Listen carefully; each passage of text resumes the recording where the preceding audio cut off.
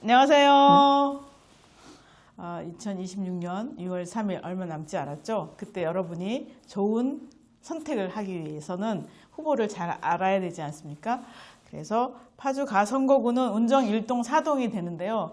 또 선거가 어떻게 될지 모르지만 시민 여러분들께서 주목해서 후보를 살펴봐 주시면 좋을 것 같습니다. 그래서 오늘 윤석일 후보님을 모셨는데요.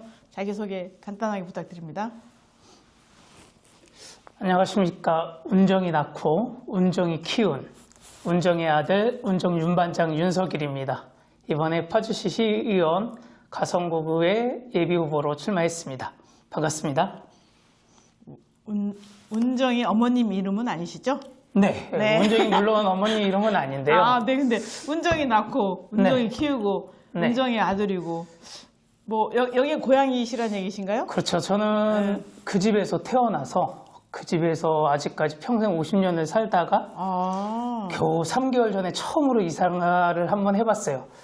와이프가 하도 아파트 생활을 얘기를 하길래 네네네. 이번에 처음으로 아파트로 왔는데 바로 옆 동네로 왔습니다. 바로 그냥 그럼 운정 어디예요? 운정 4동, 저는 상지성리에서 태어났고요. 상지성리. 예. 네.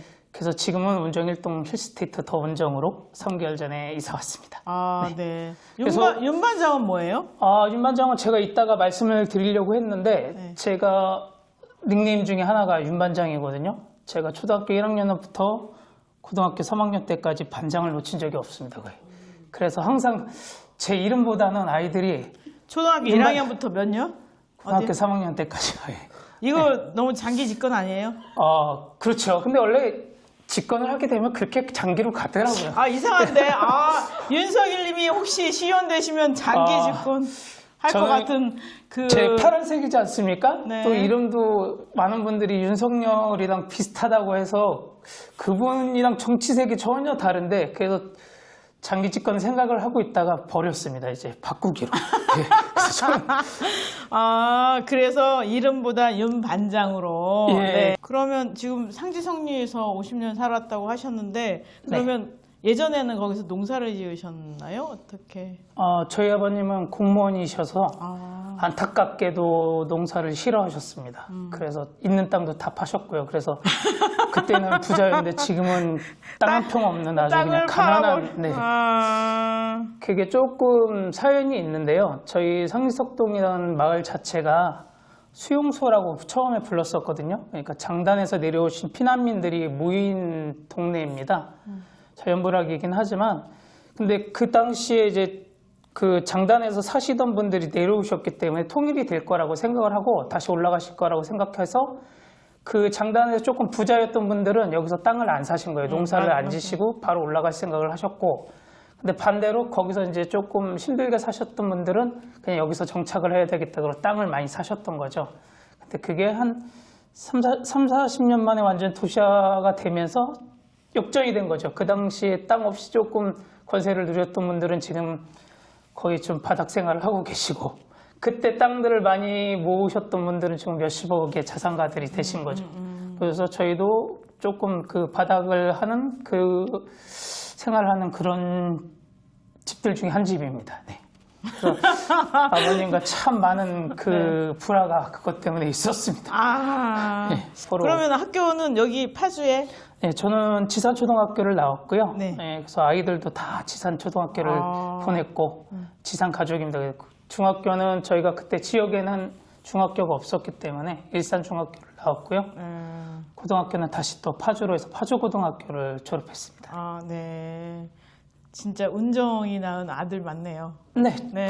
저는 운정에서 한 발자국도 벗어나 본 적이 없기 때문에 운정의 아들이라 그러면은 자부합니다. 운정의 아드님이신 윤반장은 무슨 일을 하셨나요?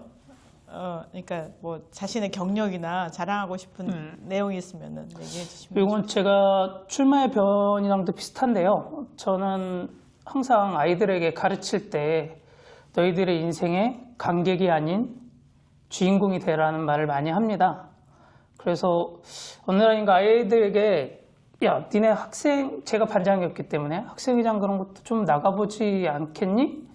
했더니 아이들이 그 얘기를 하더라고요. 아빠는 왜 지금 아무것도 안 하면서 우리한테 그런 거를 하라고 강요하지? 그때 제가 좀 살기가 힘들었거든요. 아까 말씀드린 것처럼 저희 가족이 딸 둘에 아내, 그다음에 아버님, 할머니까지 저까지 6식구가 제 월급 갖고 생활을 했었기 때문에 어떤 것도 할 수가 없었어요. 먹고 사는 문제 외에는. 근데 그 얘기를 듣는 순간 내가 이렇다고 해서 지금 환경이 이렇다고 해서 이렇게 사는 건 아닌 것 같다. 그때부터 아마 제가 정치의 꿈도 키웠던 것 같고 그래서 준비해야 될 것들을 하나하나씩 준비를 했습니다. 그때 주민자치위원회부터 시작해서 동네일부터 시작을 했고요. 주민자치 부회장과 또 자치회 회장을 또 거치면서 그다음에 교육 쪽에도 아이들 학교에 이제 운영위원장과 이제 학부모회장 주로 이제 운영위원회 같은 경우에는 이제 활동보다는 이제 승인을 하고 회의를 하고 어떤 것들을 이제 좀 관철시키는 그런 위적인 상부적인 조직이라고 하면 활동하는 건 사실적으로 학부모회장들이거든요. 네.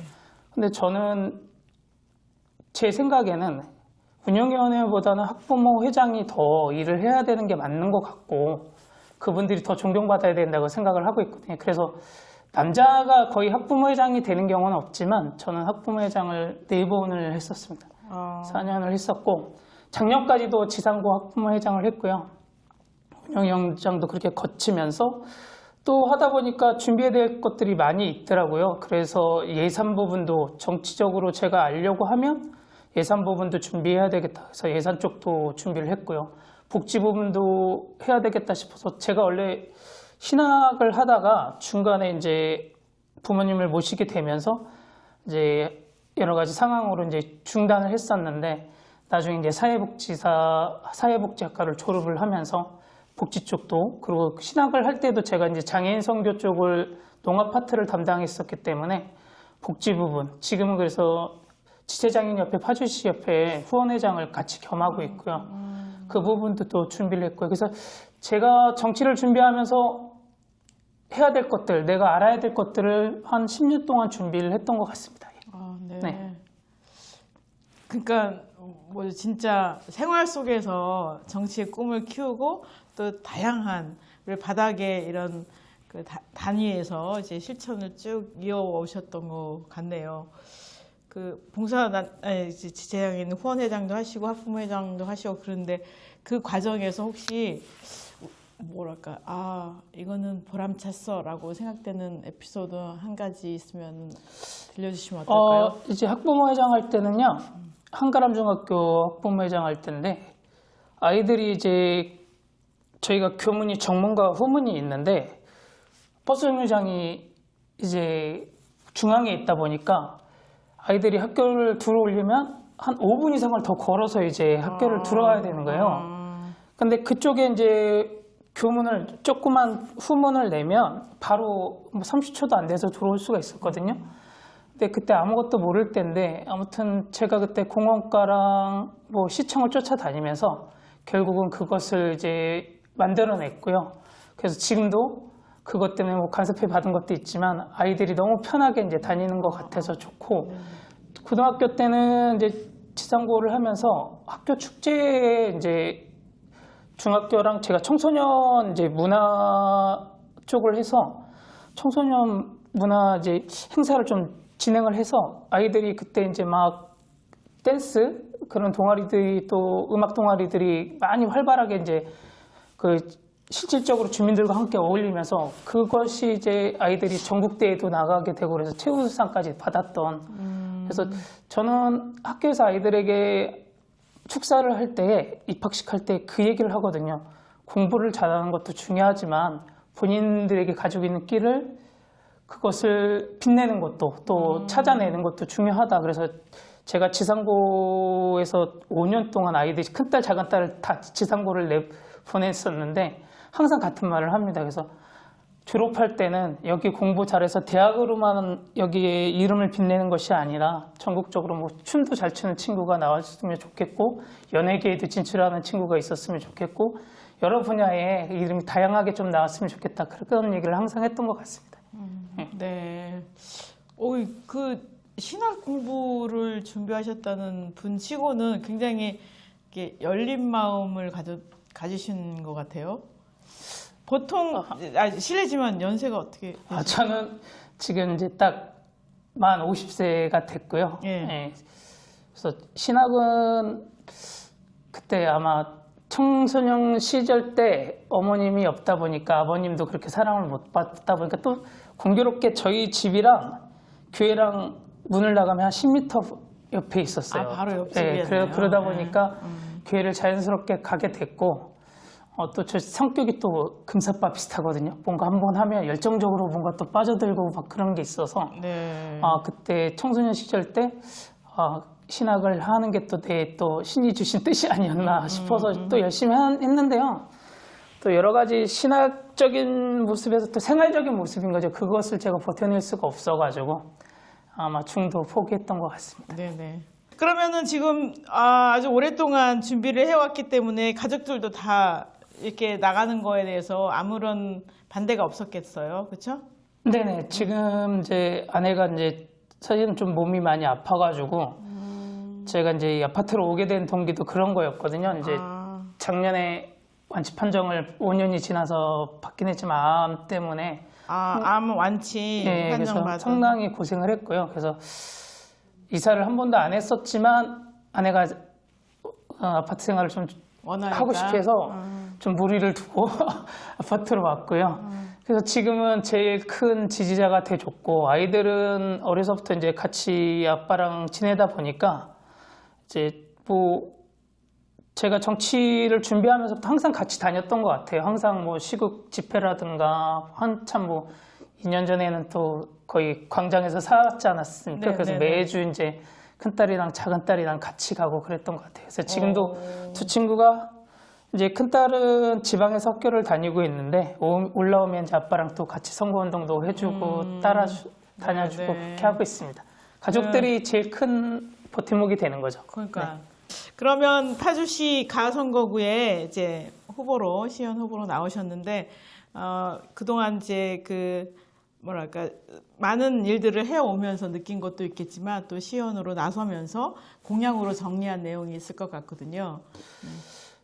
운정 신도시는 특히 이게 빠르게 형성이 되다 보니까요. 이제 10년 조금 넘었잖아요. 15년 차가 돼가고 있는데 그러다 보니까 제일 불편한 게 아무래도 교통 문제입니다. 교통 쪽이 지금 그리고 운정일동은 사실적으로 연결되는 동이거든요. 그래서 거쳐가는 동이기 때문에 더 그 차량이나 그런 것들이 교통망이 더 불편할 수밖에 없고요. 그런 부분을 저는 제일 먼저 좀 해결을 해야 될 것 같고요. 그 다음에 운정의 특징은 뭐냐면 다들 아시겠지만 교육의 도시입니다. 이게 파주 중북부에서 그 아이들을 공부를 시키려면 초등학교 4학년 때 결정을 한다고 해요. 운정으로 이사 올지 안 올지. 그래서 그만큼 이제 운정에 대한 교육에 대한 열이 운정 학부모님들은 계시는데 그 부분을 미처 지금 시에서 따라가지 못하는 부분인 거죠. 아이들이 점점 이제 외부로 학원도 여기 학원보다는 뭐 목동으로 가던가 뭐 그래서 그런 부분들 복합적인 문제들이 이제 단기적인 학원들은 좀 있지만 그걸 이제 복합적으로 케어할 수 있는 부분들이 없고 학부모들의 불만이 이제 그 청소년 수련관이 이번에 이제 운정이 이제 지난달에 이제 저걸 이제 개관을 했는데 네. 예. 그리고 이제 한 칸이 이제 한 층을 쓰다가 이제 3층으로 이제 늘어났잖아요. 그런 부분에서도 그것을 좀 활용해서 아이들이 이제 입시도 되게 또 중요시 여기는데 파주시에서 얼마 전부터는 이제 그 저희가 이제 파주시에서 입시 관한 설명회도 많이 열고 있는데 그걸 좀 상시적으로 상담할 수 있는 그런 부분도 좀 필요할 것 같아요. 그래서 학부모님들이 불신하는 부분들 왜 학교마다 다 입시 선생님들도 있고 하지만 그걸 또 잘 믿지 못하시고 언제든지 내가 좀 상담받을 수 있는 코너가 있으면 좋겠다, 창구가 있었으면 좋겠다 하시는 부분들 그 부분들도 저희가 좀 신경 쓰려고 합니다. 그리고 지금 운정은 전국 최초로 BF 인증을 도시 전체를 받으려고 했던 도시예요. BF라는 게 뭐냐면 이제 배리어프리라고 해서 장애물 없는 이제 환경이라고 얘기를 하는데 운정 자체가 처음에 신도시가 들어오면서 그것을 도시 제일 먼저 대한민국 도시 전체로 제일 먼저 신청을 했는데 결국은 지금 그것을 인증을 통과하지 못했고 지금은 할 생각도 없어요.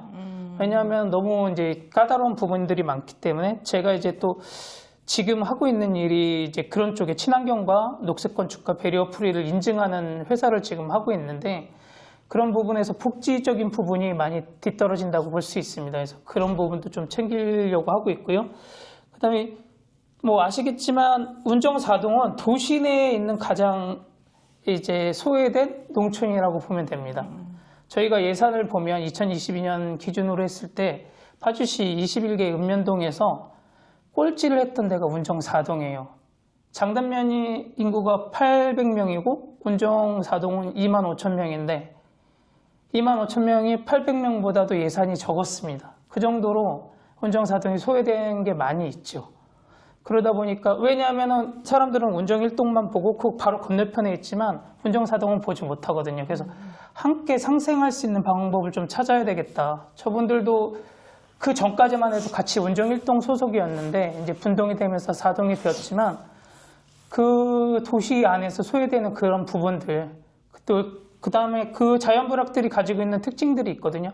아까 말씀드렸듯이 저희 상지석동 같은 경우에는 수용소라는 그 공동적인 그 얘기가 있었고 그래서 망향제를 해마다 제 어렸을 때는 지냈어요. 그래서 북쪽만 지금 그쪽은 이제 만두도 뭐 평양만두식으로 네, 다 짓지만 그런 것들을 전혀 뭐 하지 못하는 그리고 도시가 옆에 있으면서 이제 시골의 장점을 하면서 전통 체험 같은 것도 얼마든지 가까우니까 할 수 있고 또 도시농들이 조금 가서 이제 임대를 해서 밭 같은 걸 좀 임대해서 이제 도시농부 쪽으로 해서 그런 것도 좀 같이 활용을 하면 좋은데 다 없는 거죠. 그런 것들이 전혀 융합되지 못하고 따로따로 간다는 게 좀 아쉬운 부분인 것 같습니다. 그래서 제가 된다면 그런 부분들도 같이 융합되어질 수 있게 하고 또 운정사동의 큰 문제가 하나가 가장 기본적인 인도나 그런 것이 전혀 없어요.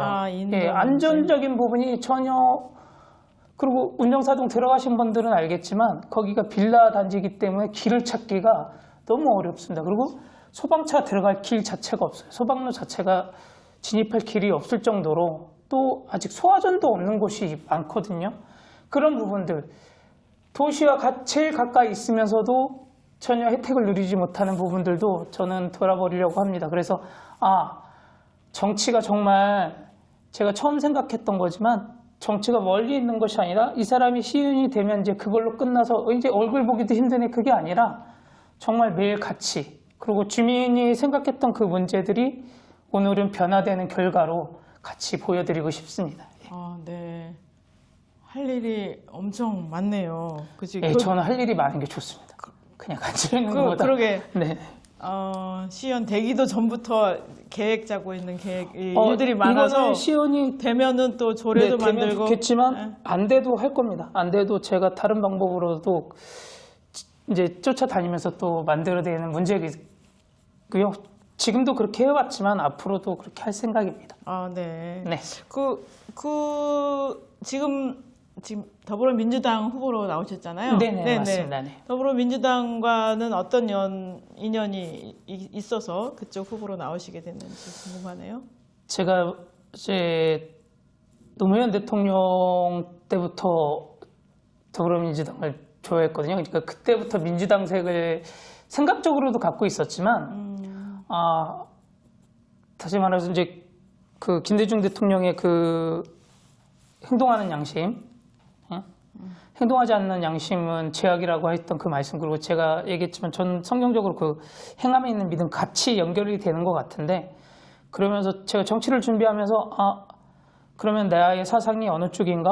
그럼 보수보다는 진보가 나한테 맞는 것 같고 그리고 이제 노 대통령을 보면서 노사모를 가입을 하면서부터 그때부터는 이제 민주당의 적극 당원이 된 것 같습니다. 알겠습니다.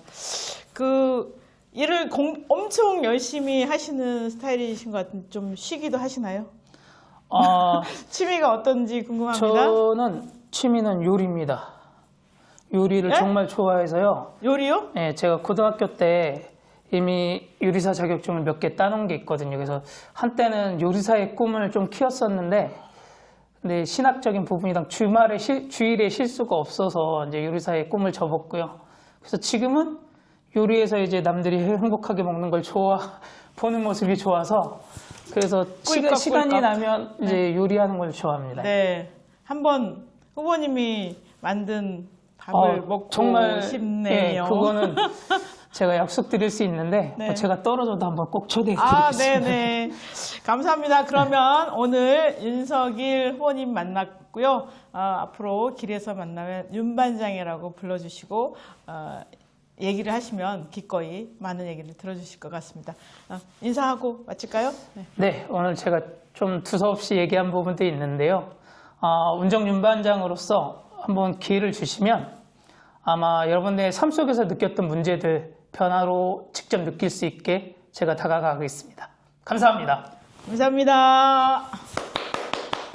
어휴.